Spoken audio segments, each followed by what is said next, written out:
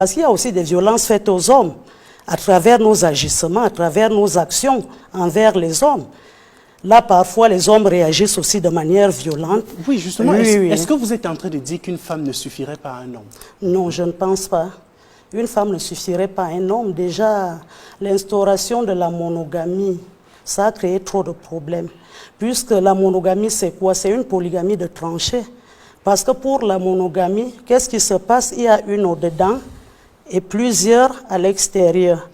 Donc, quel qu'en soit le cas, où est-ce qu'on soit, même dans quel, je ne sais pas, tous les hommes sont polygames. Il y a cette polygamie de tranchées. Il y a toujours une femme quelque part dans l'ombre qui tire les ficelles pour déchirer le ménage.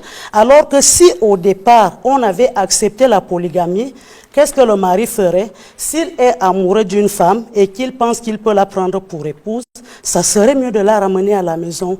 Et puis les différentes femmes, comme je l'ai dit au départ, les chefs de département, les chefs de structure, chacun aurait des rôles spécifiques.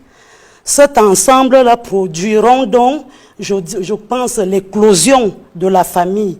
La famille serait rehaussée et il y aura même moins de problèmes. Parce que qu'est-ce qui se passe?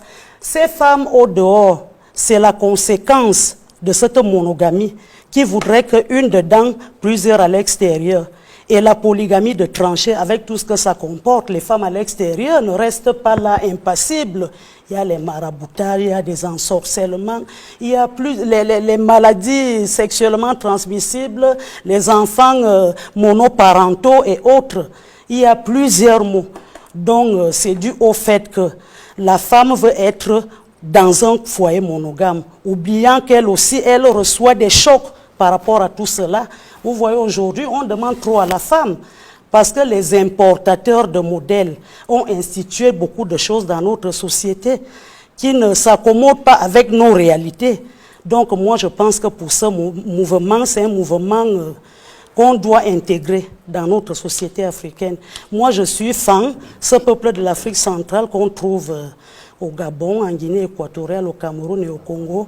Oui. Nos ancêtres, depuis la création, nos ancêtres ont trouvé la nature et ils ont quitté cette nature, la nature est restée imperturbable. Bon, quand ça ne va plus, je crois qu'il faut regarder dans le rétroviseur, faire une marche en arrière.